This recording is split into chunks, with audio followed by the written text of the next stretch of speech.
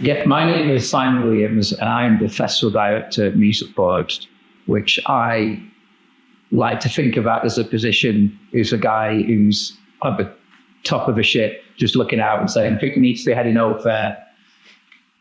I got involved with Musicport probably about 10 years ago now. My background is production and lighting and sound. So I started doing lighting at the downstairs stage, which is the northeast stage. And my son was small then, got involved. So it ended up being a son and dad fun activity. We would do the lighting and my son would get involved with the lighting and sound. And we did that for a number of years until Jim and Sue sent out a warning shot and announced they will be retiring and stepping back. I decided to take Musicport over, and I can really easily answer that. It's because I simply could not bear to attend.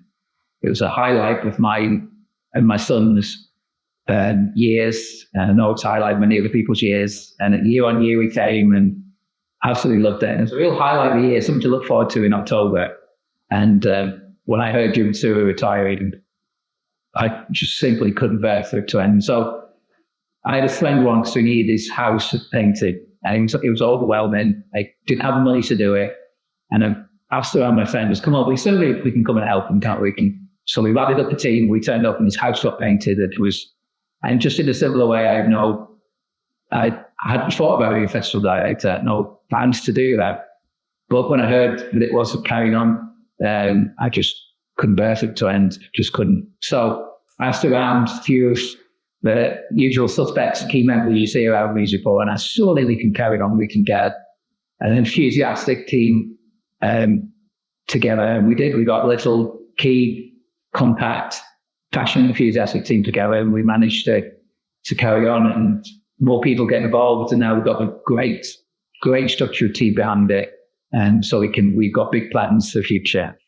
For me, what makes Musicport unique is, I think, the atmosphere for one, but the atmosphere that's made by a group of people who've got a similar interest, and that similar interest is the love of being in fellowship with one another in the atmosphere of seeing world-class talent, whether it be music or dance or artistic or otherwise. It's just a passion to see talent from every corner of the earth come together in the humble seaside town of Whitby. And sometimes it's so quiet you can hear a pin drop, and lots of performers say it's such an honor to have that attention of an audience. But to summarize, I think I would say the common human appreciation of other humans being creative. I think Musicport has evolved. There's always been a steady backbone of talent and world-class artists coming.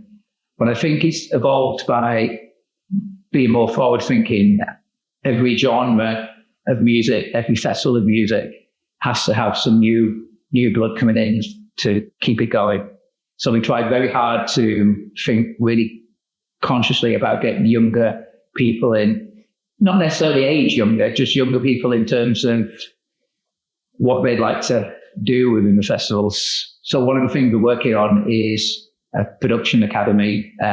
So young people who might be interested in live events and production can come and gain experience and get career signposting and just see what it's like to work on a live event. We'd like to evolve that in the future to involve people who are interested in seeing what music's like and performing at Testable.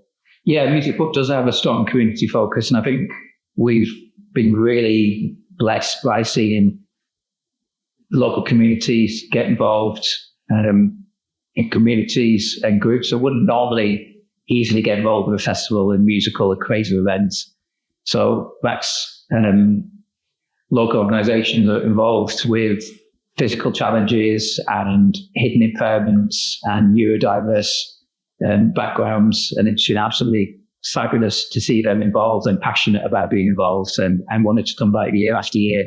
We're conscious that Musicport does support new and emerging artists. So we always have slots where new and emerging artists can apply to play. And when we do play, they get the full support of the Musicport backing. Any backup or advice from any of our departments, marketing, production. I think it's important that new and emerging artists are involved, because one of my passions about Musicport is for it to become, I mean, it's already very well known, but to become globally well known. But, you know, someone in anywhere in the world who's involved in music or events would say, oh, how did you get involved in this industry? And someone will say, oh, it was a festival in Whitby called Musicport. Someone will say, oh, yeah, I've heard a lot about that. So I think it's really important to, A, get new people infused and passionate and involved for the longevity of the festival. B, to give that platform for new performers to be able to get opportunities to perform and to develop their creativity. A lot of work goes on behind the scenes. We actually effectively start planning for the next one often before the previous year is finished. But certainly as soon as one festival's finished, we're ready planning for the next year. So the main areas of planning are the performers, the staffing, all the legislation and governance, funding applications, marketing, and everything else underneath that, the venues, equipment. We developed some opportunities for new people and younger people to get involved and have a say in how the festival will be planned and played out, and that's in terms of who's performing and how creatively it may look, how it may be decorated. So a lot of work goes into it. I think the biggest challenge is probably, like most festivals, trying to keep it fresh and original and moving forward. Closely second or joint first with the financial aspects in these difficult times. Post-lockdown funding is often a challenge. So I think those will be the biggest challenges. I think the world is full of amazing talent, and there's always amazing artists and performers to play, and amazing volunteers and staff that can staff it.